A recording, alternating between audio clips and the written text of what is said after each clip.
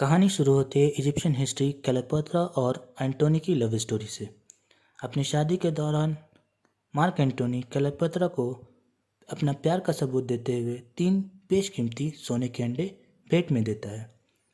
1907 को उन 3 अंडों में से 2 अंडे एक किसान को खेती के दौरान मिलते हैं, लेकिन तीसरे का कोई अता पता नहीं होता और जो 2 अंडे मिले उनमें से एक अंडा बेचा जा चुका है और एक रोम के म्यूजियम में रखा हुआ है। सीन चेंज होता है और हम देखते हैं कि एक चोर है जो कि नकली सोने के अंडे बना रहा है और ये जो चोर है उसका नाम नोनल बूथ है। नोनल बूथ असल में दुनिया का 2nd नंबर का आर्ट थीफ होता है। फिल्म स्टार्ट होती है और हम देखते हैं रोम में FBI की टीम एक म्यूजियम के बाहर पहुंची होती है, जिसको लीड कर रही होती हैं FBI एजेंट उर्वशी दास। उनके साथ रॉक भाई होते हैं जिनका कैरेक्टर का नाम जॉन हार्ली है, जो FBI की स्पेशल यूनिट से बिलोंग करते हैं, जो आर्ट की स्टडी करते हैं। उर्वशी दास म्यूजियम की ओनर को बोलती हैं कि आपके यहाँ चोरी होने वाली है। ओनर अपने म्यूजियम की सिक्योरिटी पर पूरा भरोसा रखते थे, मगर जॉन हार्ली बोलता है कि शायद चोरी अब तक हो चुकी होगी। पूरी टीम स्पॉट पर पहुंच जाती है। तब रॉक थर्मल रीडिंग मशीन से चेक करके बता देते हैं कि यहाँ चोरी हो चुकी है। गार्ड बोलते हैं कि शायद मशीन में खराबी है। तब रॉक वहाँ खड़े एक बच्चे से कोक की बोतल लेके उस नकली सोने के अंडे पर डालते हैं तो सोने का अंडा पिघल जाता है और ये बता देते हैं कि ये अंडा नकली है।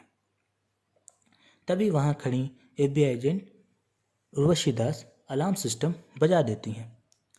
भीड़ में खड़े नोनल बूथ अलार्म सिस्टम बजने के बाद भागने लगते हैं और रॉक उसके पीछे भागने लगते हैं।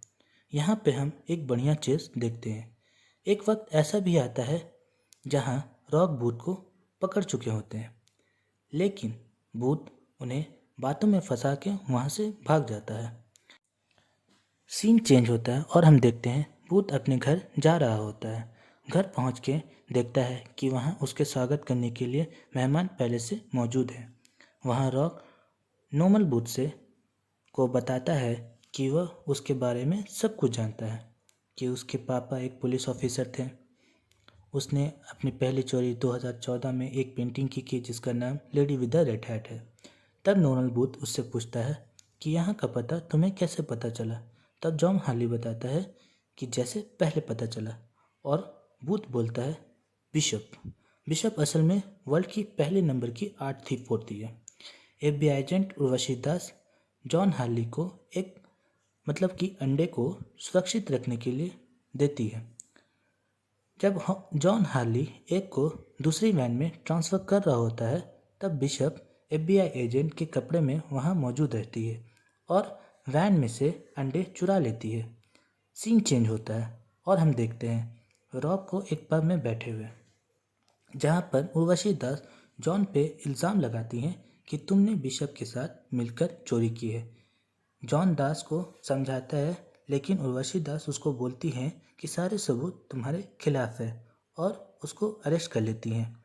जॉन अरेस्ट होने के बाद रशिया के उस जेल में पहुंचता है जहां उसका जेल रूम पार्टनर नोनल बूथ होता है। खाने के दौरान मेज़ में जॉन बूथ से पूछता है कि बिशप ने उससे ऐसा क्यों फंसाया जबकि उसे अंडा मिल गया था। तब नोनल बूथ उसे बताता है कि एक इजिप्ट के अरबपति की बेटी की शादी है और जो इंसान उसको वो 3 अंडे शादी से पहले ला कर दे देगा उसे 30 बिलियन रुपए मिलेंगे।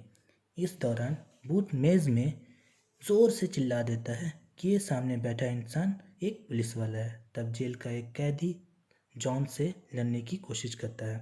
तभी पुलिस वहाँ आ जाती है और बूथ बहुत चालाकी से पुलिस की चाबी मार लेता है।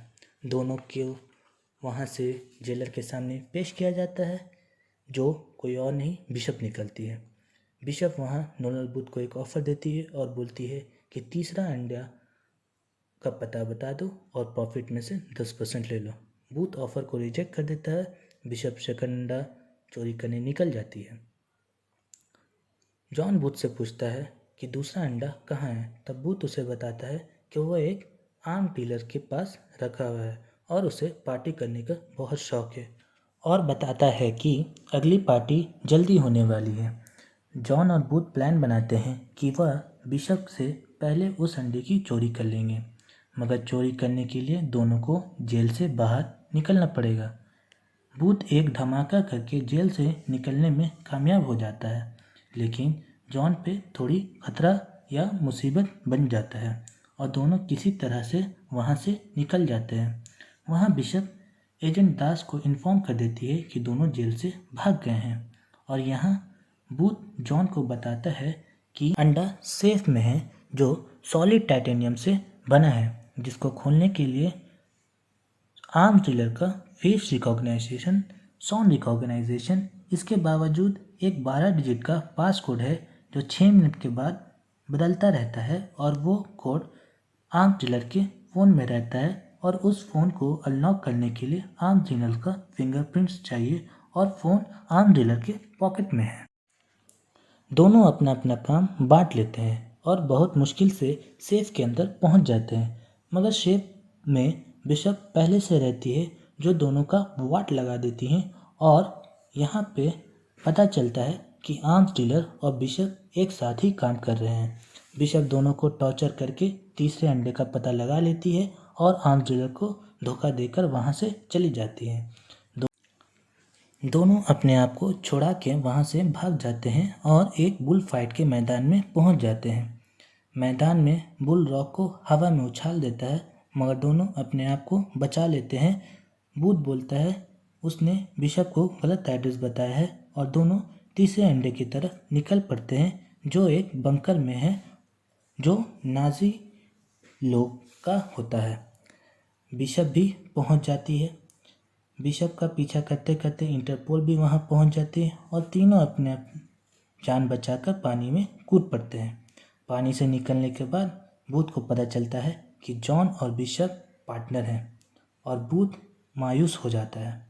दोनों बूथ को बांधकर वहाँ से चले जाते हैं। सीन चेंज होता है और देखते हैं कि तीनों अंडे बिलियनियर की बेटी की शादी में पहुँच जाते हैं और दोनों 30 बिलियन ले लेते हैं,